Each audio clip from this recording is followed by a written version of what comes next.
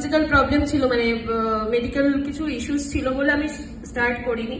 আমি দুজনকে স্টার্ট করিয়েছিলাম। প্রথমে আমার মায়ের 73 রানিং, তো মায়ের যেটা খুব সমস্যা হচ্ছিল, হাঁটুতে খুব প্রবলেম হচ্ছিল, মানে হাঁটু নিয়ে আমি মানে মোরওভার 3 months to 4 months আমি ফিজিওথেরাপি করিয়েছিলাম।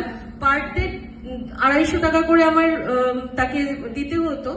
কিন্তু আফটার 4 years মানে আমার মা কিন্তু সুস্থ হয়নি। তো মায়ের অ্যাকচুয়ালি এজ তো 73, ওয়েট ছিল 57। আমি শেপ শিফট স্টার্ট করার পরে 1 মাসের মধ্যে মায়ের প্রথম ওয়েট রিডিউস হয় 52-তে। দেন 2 মান্থের মধ্যে সেটা হয়েছে 49। মানে এখন উনি এত ভালো আছে, মানে আমার এটা খুব বলতে ভালো লাগে যে উনি অনেককে শেয়ার করছে যে আমি এই প্রোডাক্টটা ইউজ করে আমি ভালো আছি। 3 মাস শেয়ার করার পরে মা এখন মিল রিপ্লেসমেন্ট নেন না, শুধু ফ্যাট বার্নিং ক্যাপসুল এবং তার সাথে আমাদের প্রিমিক্স পাউডারটা নেয়। তো আমি ভীষণ হ্যাপি এটা নিয়ে যে আমার মাকে অ্যাটলিস্ট একটা বেটার লাইফ দিতে পেরেছি।